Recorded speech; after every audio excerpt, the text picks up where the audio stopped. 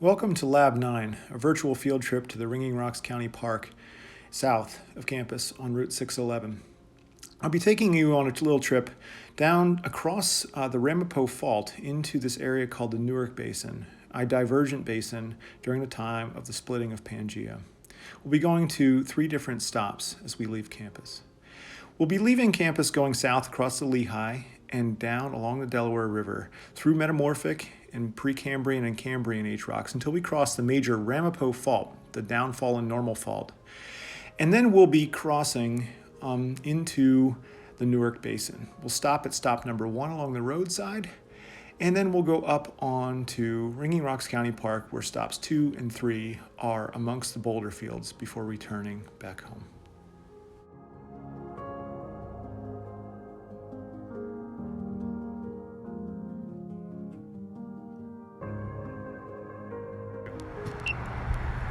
Okay, so here we are at the roadside outcrop in the Newark Basin. We've come down from the rocks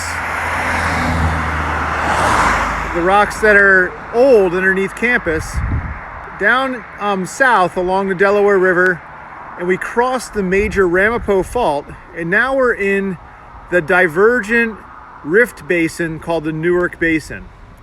The rocks that you see across the way here are stop 1 on the field trip. And what you can see is that they're layered sedimentary rocks of a sort of siltstone size, grain size, and they're very much red kind of rocks.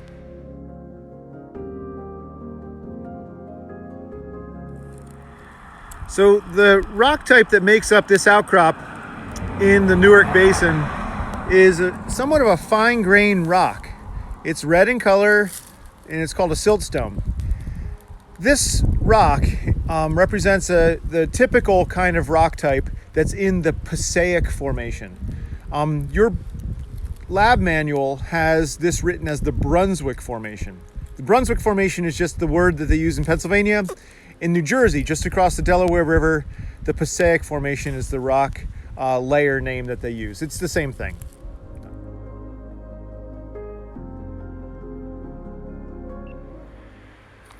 Okay, so across the way, you can see my daughter there looking at a major fracture in the stratigraphy here in the Brunswick/Passaic Formation. She is looking at that fracture. It sort of goes from the bottom right of the image up toward the top left. That is a fault. Now, the question that we ask about faults when we see them is, what direction did they move? If it's a normal fault, in which case the side to Halley's right would have moved down the fault surface, or is it a reverse fault, in which case the side to Halley's right would have moved up the fault surface? So what we will do is think about what kind of fault we might expect to take place in a divergent tectonic rift setting that represents the opening and the basin formation of the Atlantic Ocean in the Newark Basin.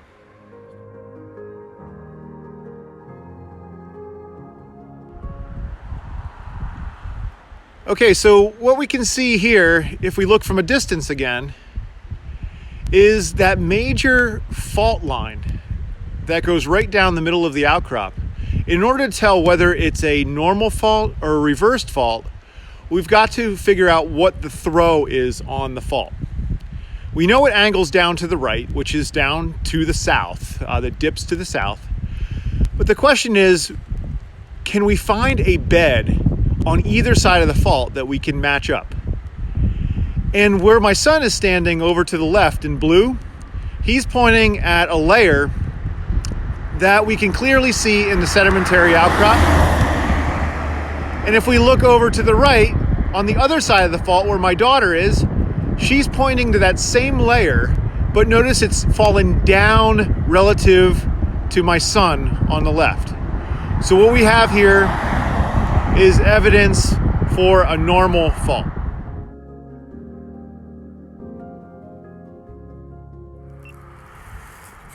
Okay, so looking back at the rocks close up again, what you can see is a lot of variance in the sort of redness of the rock. There's the red siltstone, and then there's some shiny bits in here. Those shiny bits are organic remains that get caught in the fine-grained siltstones here in the Passaic Formation / Brunswick Formation.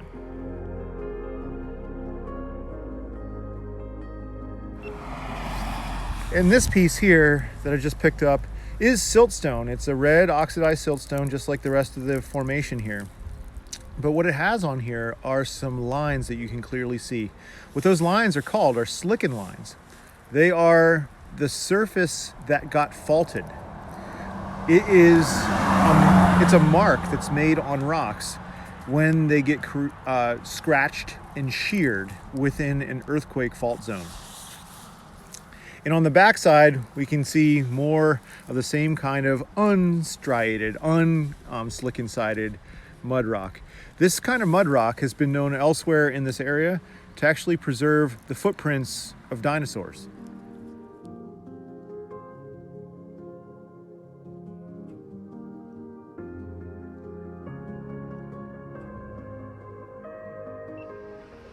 All right, so we're up here in Ringing Rocks County Park. It's in Bucks County, and we've actually come uphill from the stop we were just at. We were down along 611 before, looking at the fault and the sedimentary rocks that were siltstones. And now we've come uphill onto this top of this area. This Ringing Rocks County Park is a nice place to take a stroll. There's trails through all these boulders that you can see here in the distance. And those boulders are made of all the same kind of material. The kind of material that we can see if we look at them closely is that it's very, very sparkly, coarse grain. You can actually see the grains in here with your naked eye. And it doesn't look like any of this is layered. What we're looking at here is an igneous rock. And an igneous rock where you can see the grains means it's phaneritic, and a phaneritic rock cools subsurface. So there's something intrusive about these rocks that we see. And when we look at the color of them, we see that the rocks in the distance and the rocks that I'm holding here and the fresh piece that I just broke off shows it to be darker in color, which indicates to us mafic kind of chemistry. Mafic chemistry rocks in an intrusive environment, sometimes referred to, as you guys remember, gabbros. This is a diabase. Mafic rocks like this that have visible grains, or phaneritic, gabbros or diabases, indicate something about how they were formed. In a mafic kind of condition, we usually think of divergence, right? That's where the mid-ocean ridges are producing mafic flavored rocks. So are hotspots. But what happens here in eastern Pennsylvania is from the older rocks that we visited when we were in the Delaware Water Gap and looking at the fossils from the Paleozoic, we've moved into the Mesozoic here, and the Mesozoic rocks indicate something very, very different going on. If convergence dominated in the Paleozoic, divergence apparently dominates in the Mesozoic as Africa and North America split apart from each other. The evidence that we have that mid-ocean ridge and rift valley kind of conditions were starting on this side of the continent are these rocks that we see here. These mafic rocks have no business really being on a continent unless that continent is pulling apart and rifting away from another continent. So these fit right perfectly within the nature of the Newark Basin, the spreading ridge, and the downfall in blocks that would occur in such a tectonic margin.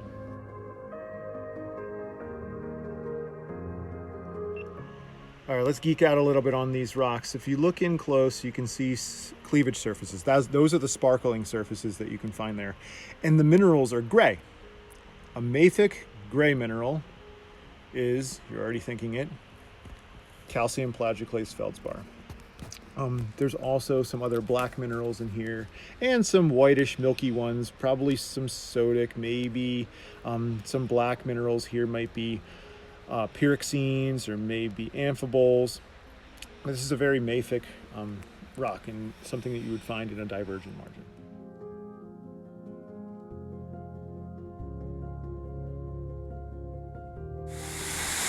All right, so we're here at the waterfall at Ringing Rocks County Park. This is one of the few places that I know of in the whole state where you can see all three kinds of rocks in one view. You're looking at them right now. The waterfall is beautiful. It's a great place to come for a nice little hike. But what the water is falling over is a really hard layer of sedimentary rock that is no longer sedimentary. That cliff that you see there has been metamorphosed by the intrusion of the magma that cooled to make that diabase rock above. That is what you see as those boulders up on the top of the scene over here. These layers right in through the middle that the water is falling over, the cliff itself, are contact metamorphosed by the heat that was supplied by the cooling magma from the rocks above. But of course, that baking of the rocks, contact metamorphism and sort of baking the rocks, only bakes through a thickness. And then beyond that thickness, the rocks are still what they originally were. And you can see at the bottom of the cliff, in the darkness down there, is a little bit more easy to erode, and therefore still sedimentary rocks. So you see sedimentary rocks down here in the bottom of the cliff, metamorphosed sedimentary rocks that are contact metamorphosed by the igneous intrusion, which is what makes up these boulders that are on top here.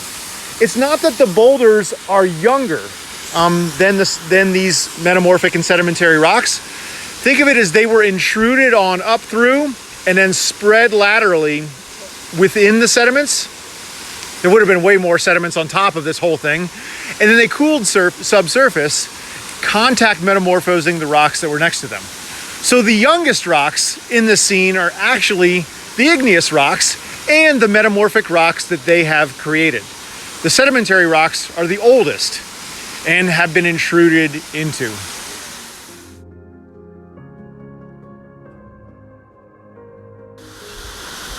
As we look down into the gully here near the waterfall, there's a lot of fallen boulders that are of the igneous intrusion, diabase, gabbroic, mafic, phaneritic rock, right, that have fallen down. And they make a lot of these round boulders that you see before the creek. But if you look just beyond those boulders, but just before the creek, you can see right there that one I'm zooming into is not an igneous rock. It is a sedimentary rock that's got some ripples on it. Do you see? I'm trying to hold this as steady as I can. That has broken off of the cliffside that is making up the waterfall here at Ringing Rocks. So even though the igneous rocks on top cooked the sedimentary rocks underneath them, those now metamorphic rocks retain some of their sedimentary character. You can see they have a layering to them. It's just that their mineral makeup has been changed somewhat by the baking process of contact metamorphism. And they would even retain some of the sedimentary structures, like that piece I just showed you in the creek bed.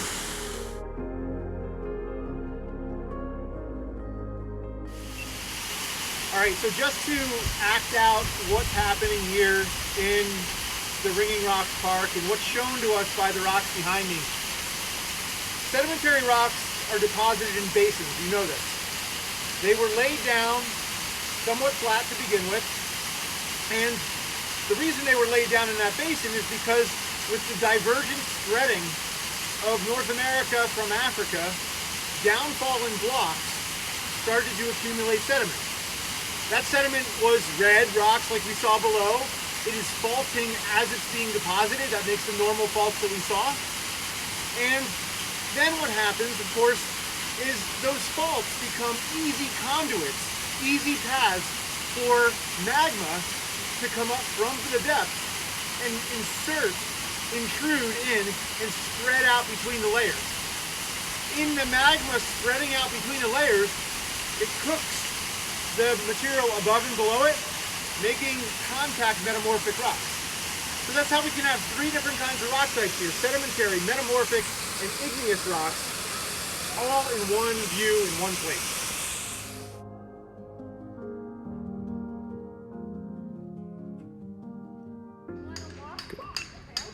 All right, so here we are at the boulder field at Ringing Rocks.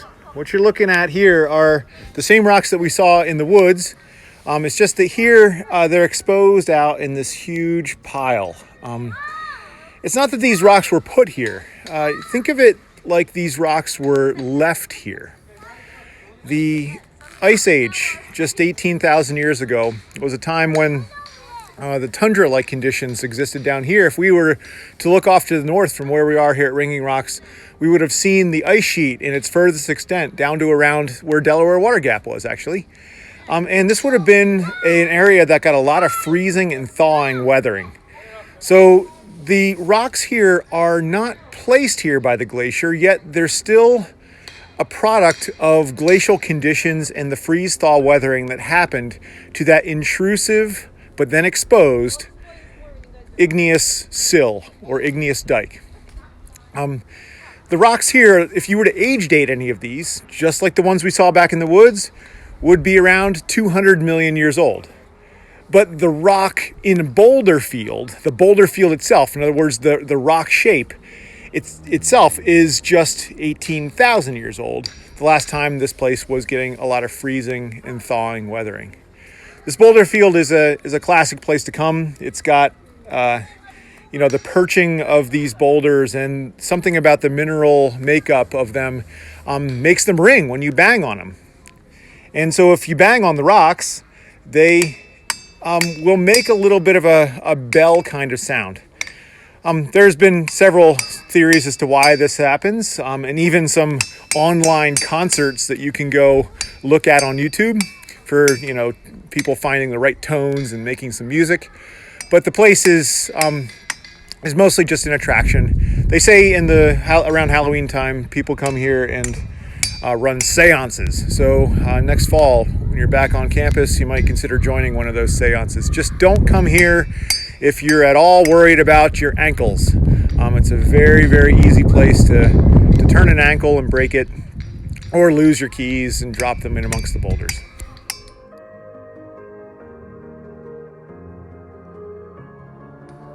All right, so the boulder field think of it as still here.